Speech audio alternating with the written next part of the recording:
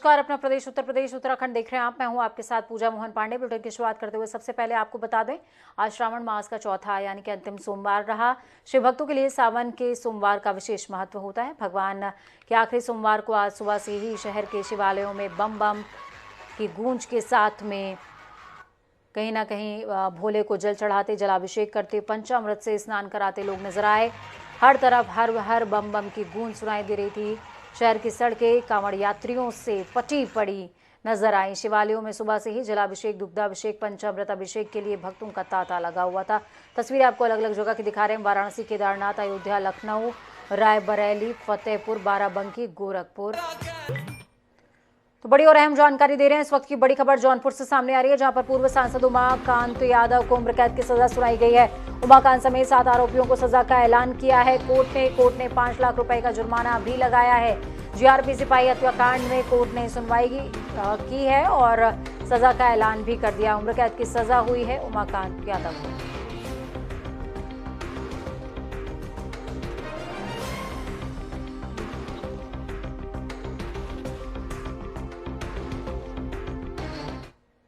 उत्तर प्रदेश के मुख्यमंत्री योगी आदित्यनाथ आज ताजनगरी आगरा में थे। सीएम ने यहां पर युवा मोर्चा के प्रदेश प्रशिक्षण शिविर के समापन समारोह में शिरकत करी। प्रशिक्षण वर्ग में उन्होंने युवाओं को अभी से लोकसभा चुनाव 2024 के लिए चुनावी तैयारियों में जुट जाने का आह्वान किया है। सीएम ने कहा, लोकसभा चुनाव की जिम्मेदारी युवा मोर्चा के कंधों पर है। सीएम ने कहा कि युवा ही राष्ट्र की पूंजी हैं। उन्होंने digital India, startup, 1 district 1 product, मुख्यमंत्री स्वरोजगार योजना, अग्निवीर विश्वकर्मा योजना, स्वामी विवेकानंद युवा शक्ति अभियान का जिक्र भी किया और कहा कि युवा मोर्चा इन सभी योजनाओं से उत्तर प्रदेश के युवाओं को जोड़ने का काम करे। सुप्रीम कोर्ट में ज्ञानवापी मस्जिद को लेकर एक और याचिका दायर हुई है। सर्वोच्च न्यायालय में इलाहाबाद हाईकोर्ट के एक आदेश को चुनौती देते हुए यह अपील दायर की गई है। हाईकोर्ट ने अपने पूर्व के आदेश में उस जनहित याचिका को खारिज कर दिया था, जिसमें ज्ञानवापी मस्जिद में मिली संरचना की प्रकृति का अध्ययन कराने के लिए किसी न्यायाधीश के अधीन एक समिति या फिर आयोग को नियुक्ति की मांग की गई थी। 7 भक्तों की ओर से सुप्रीम कोर्ट में दाखिल अपील में भारतीय पुरातत्व सर्वेक्षण को ज्ञानवापी परिसर में मिली संरचना की प्रकृति का पता लगाने के लिए सर्वोच्च अदालत से निर्देश लेने की गुहार लगाई गई है। शीर्ष अदालत में दाखिल अपील में यह कहा गया है कि इलाहाबाद हाईकोर्ट ने जनहित याचिका को खारिज करने में गलती की है। मस्जिद के भीतर विवादित संरचना के उभरने के बाद उसकी प्रकृति का पता लगाना एएसआई का कर्तव्य था।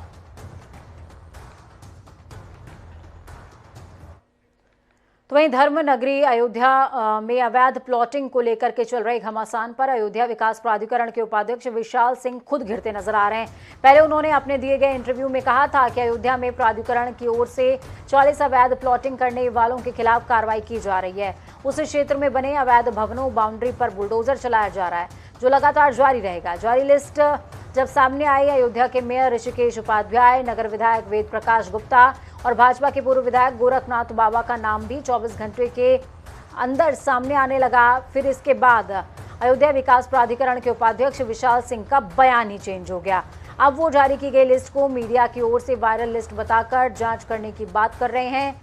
आप भी गौर से सुन सकते हैं कि क्या कुछ वो कहते नजर आए थे। प्राधिकरण के उपाध्यक्ष की ओर से दिए गए बयान को आखिरकार 24 घंटों के अंदर कैसे चेंज किया जा सकता है, ये अपने आप में बड़ा सवाल है। वो लिस्ट आपकी टीवी स्क्रीन पर, जिसमें इन तमाम लोगों का नाम उभर कर सामने आया, जिसके बाद बयानों में तब्दीलियां देखने को मिली थी। अब इस पूरे प्रकरण के बाद डिप्टी सीएम ब्रजेश पाठक का बयान भी सामने आ रहा है। क्या कुछ कह रहे हैं, सुनिए। देखिए, अयोध्या विकास प्राधिकरण की जो सूची आई है वो पूरी तरह से फर्जी है, फेक है। भारतीय जनता पार्टी के जो वरिष्ठ नेता हैं उनको बदनाम करने की साजिश है। विपक्षी दलों के पास कोई मुद्दा तो है नहीं। वो जब प्रभु राम का भव्य मंदिर वहाँ निर्माण हो रहा था, तब से लेकर उनके मन में बड़ी पीड़ा है। प्रभु राम के प्रति श्रद्धा के बजाय वो विद्वेष की भावना से काम कर रहे हैं। उनको लगता है कि जो भारतीय जनता पार्टी के वरिष्ठ कार्यकर्ता हैं, नेता हैं, वो लोग प्रभु राम का मंदिर बनाने के लिए काम कर रहे हैं। और दूसरी तरफ जो विपक्षी दल के लोग हैं, उनके पास सिर्फ यही मुद्दा है कि ये क्या कर रहे हैं, वो क्या कर रहे हैं। जबकि भारतीय जनता पार्टी शुचिता के साथ अपने कार्यकर्ताओं को लेकर के जन जन तक आदरणीय प्रधानमंत्री नरेंद्र मोदी जी की गरीब कल्याण की नीतियों को लेकर के जा रही है और जनता भारतीय जनता पार्टी को आशीर्वाद प्रदान कर रही है। जबकि जो विपक्षी दल के कार्यकर्ता हैं, विपक्षी दल के जो नेता हैं, केवल यूपी के कारागार मंत्री डॉक्टर धर्मवीर प्रजापति अपने काफिले के साथ मथुरा जिला कारागार पहुंचे थे, जहां पर उन्होंने बंदियों को संबोधित करते हुए कहा कि सभी कैदियों के अपराध के अनुसार जल्द ही सुनवाई और रिहाई के लिए उच्च न्यायालय इलाहाबाद और सर्वोच्च न्यायालय दिल्ली को पत्र लिखकर कहा गया है कि जेल अपराधियों से अटी पड़ी है और मामूली अपराधों में भी सुनवाई नहीं होने की वजह से उनकी सजा का समय भी ज्यादा हो गया है। अगर मुकदमों के निस्तारण में तीव्रता होगी तो कैदियों की जल्द रिहाई हो सकेगी। उत्तर प्रदेश की जेलों में जितने हमारे बंदी हैं, कोई बंदी बिना राखी के न रहे, ये प्रयास इस बार हमारा है। और सभी बैरकों में कैदी ही जिस बैरक में रहते वो तिरंगा हमारे प्रधानमंत्री जी के आह्वान पर फहराएंगे। ये प्रयास है, तिरंगा हमारे जेलों में बन रहे हैं, बहुत बड़ी उपलब्धि है। तो वहीं अल्पसंख्यक कल्याण राज्य मंत्री दानिश आजाद अंसारी ने कैबिनेट मंत्री सुरेश खन्ना और राज्य मंत्री दिनेश खटीक के साथ आज जनपद गोरखपुर की समीक्षा करी। इस दौरान उन्होंने विभिन्न बस्तियों, प्रमुख बाजारों, प्राथमिक विद्यालय, जिला अस्पताल तक का निरीक्षण किया है। साथ ही दोपहर में एनएक्सी गोरखपुर के सभागार में जनपद के जिलाधिकारी, पुलिस अधीक्षक और प्रमुख अधिकारियों के साथ जिले की समीक्षा करी और ग्राम पंचायत रामगढ़ में चौपाल लगाकर ग्रामवासियों की समस्याओं के निस्तारण के लिए अधिकारियों को निर्देश भी दिए हैं।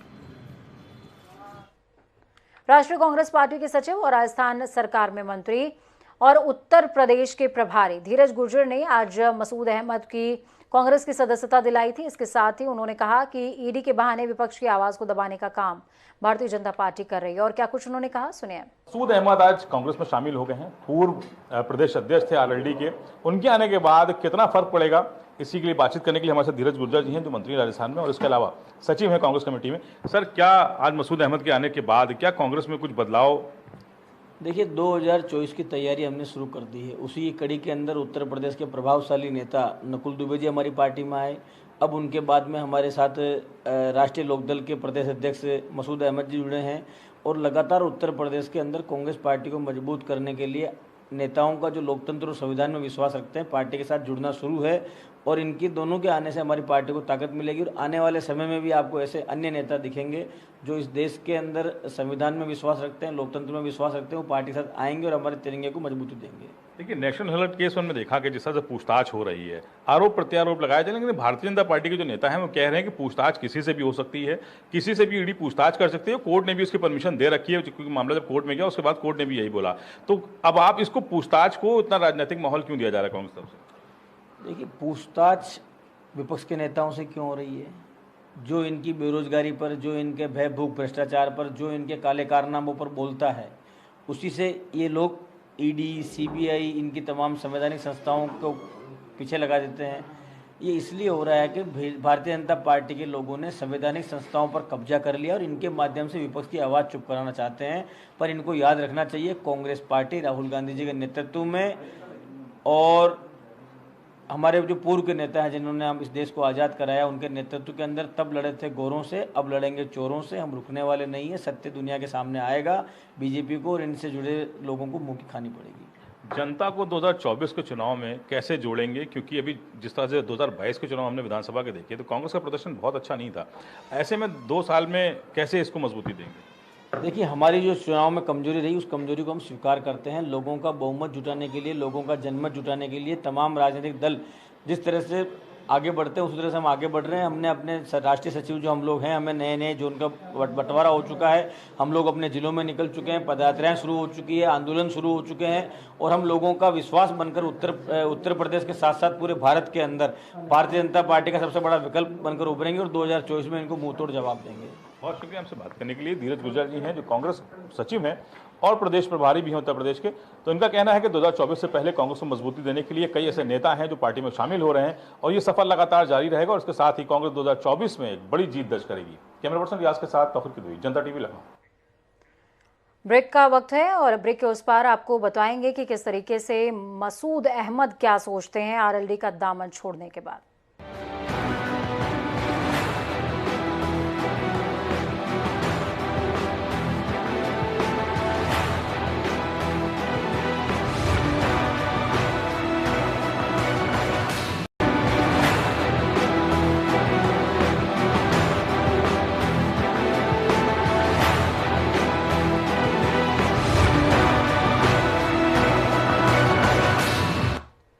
ब्रेक के बाद एक बार फिर से आप सभी का स्वागत है। राष्ट्रीय लोकदल के पूर्व प्रदेश अध्यक्ष मसूद अहमद ने आज कांग्रेस का दामन थाम लिया। उन्होंने कहा कि राष्ट्रीय पार्टी ही किसी राष्ट्रीय पार्टी का मुकाबला कर सकती है और ऐसे में भाजपा की केंद्र की सरकार को हटाना सबसे ज्यादा जरूरी हो जाता है, क्योंकि बेरोजगारी और महंगाई अपने चरम पर है और भारतीय जनता पार्टी को हराने का दम सिर्फ और सिर्फ कांग्रेस में।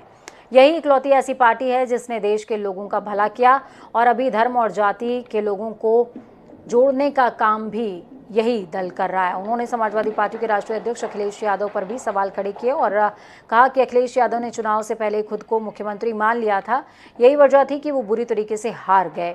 जयंत चौधरी का साथ छोड़ने पर भी उन्होंने कहा कि जयंत खुद 6 महीने में समाजवादी पार्टी का दामन छोड़ देंगे। राष्ट्रीय लोकदल के पूर्व प्रदेश अध्यक्ष मसूद अहमद आज कांग्रेस में शामिल हो गए हैं। मसूद जी हमारे साथ हैं। सर, क्या वजह रही? कई आरोप प्रत्यारोप आपने उस समय लगाए थे जब आरएलडी से अलग हुए थे, मुसलमानों को लेकर भी आपने सवाल उठाए थे। आज कांग्रेस में ऐसा क्या वजह थी जो कांग्रेस की पार्टी चुनी गई? देखिए, ऐसा है कि कोई वजह रही होगी, लोगों ने छोड़ा था, है ना, और कोई वजह रही होगी मैंने छोड़ा।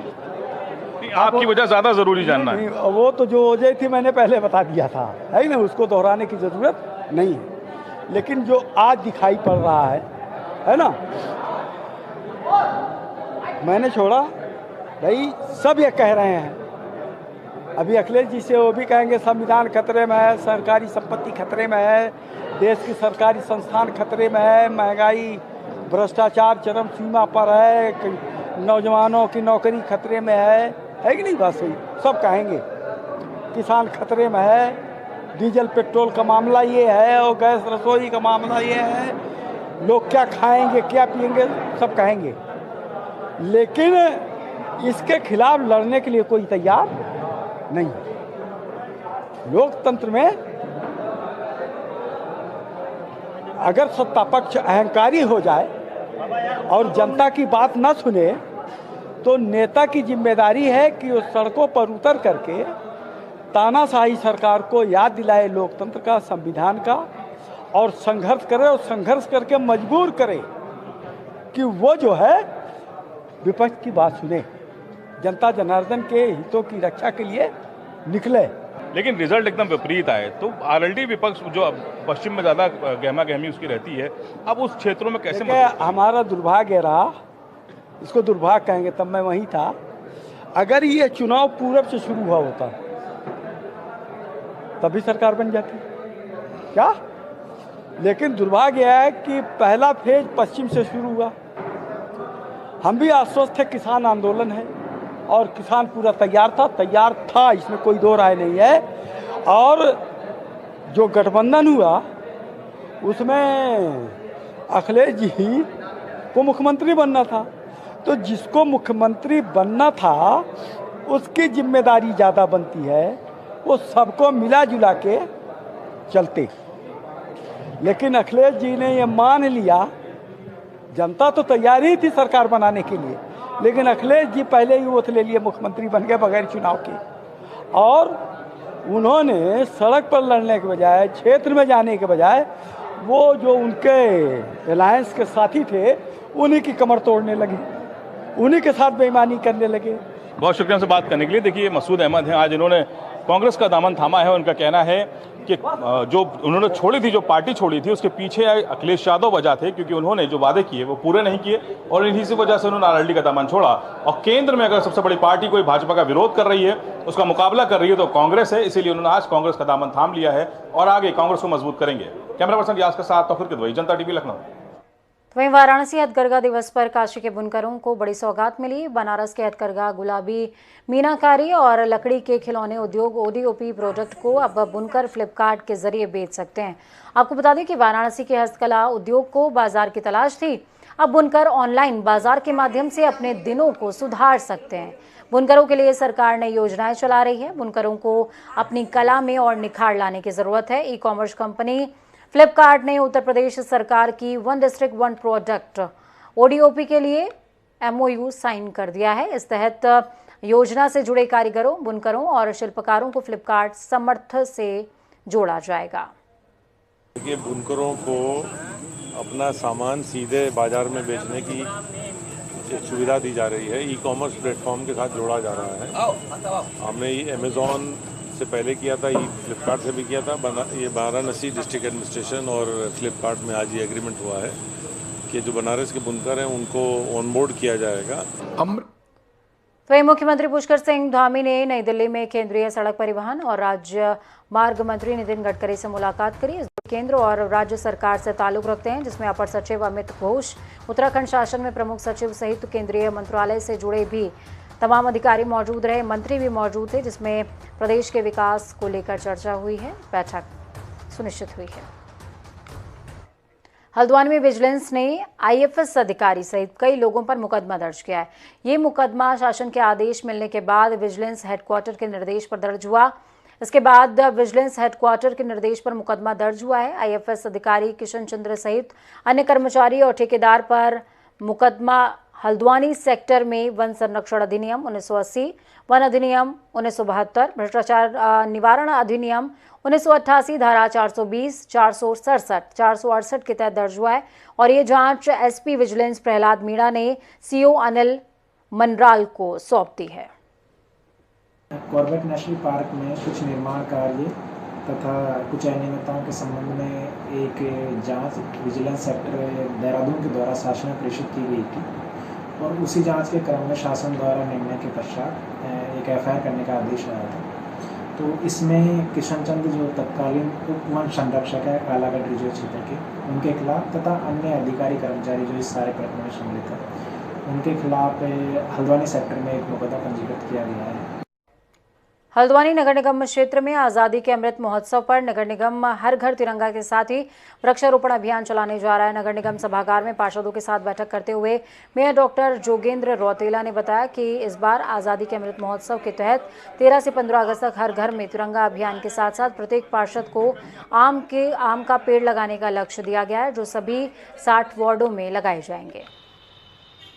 नगर निगम हल्द्वानी द्वारा हर घर तिरंगा का कार्यक्रम के सफल आयोजन के लिए भरसक कोशिश की जा रही है और प्रत्येक पार्षदों को आवश्यकता अनुसार प्रथम चरण में 200 झंडे मई डंडे के और उनको लगाने की भी जिम्मेदारी।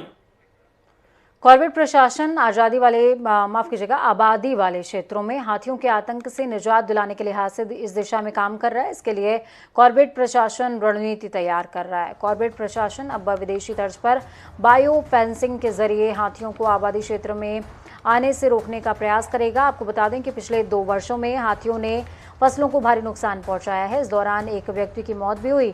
कॉर्बेट नेशनल पार्क में बाघों के साथ ही हाथियों की तादाद भी लगातार बढ़ रही है। 2014-15 में हुई गणना के अनुसार 1035 हाथी रिकॉर्ड हुए थे। 2020 की गणना में ये बढ़कर 1200 से ज़्यादा हो गए। हाथियों की तादाद बढ़ने के साथ ही कॉर्बेट के क्षेत्र में फसलों को नुकसान पहुंचाने के मामले भी लगातार बढ़ रहे हैं। टाइगर रिजर्व के अंतर्गत जो गाँव खासकर ढेला, बिजरानी, कालागढ़ क्षेत्र में जंगली हाथियों का काफ़ी आवागमन रहता है और स्थानीय जो लोग हैं जो कृषि कार्य से जुड़े हैं उनके खेतों में भी हाथियों का साथ देखा गया है। इसके संबंध में बायो फेंसिंग एक बहुत अच्छा मेथड है जिसके वक्त यहाँ पर छोटे से ब्रेक का। ब्रेक के उस पार खबरों का सफर लगातार जारी रहेगा। बने रहिए जनता टीवी के साथ, क्योंकि हमें आपकी ताकत, हमारी ये कामना कि आपका आने वाला कल आज से बेहतरीन भी हो और सुरक्षित भी हो। नमस्कार।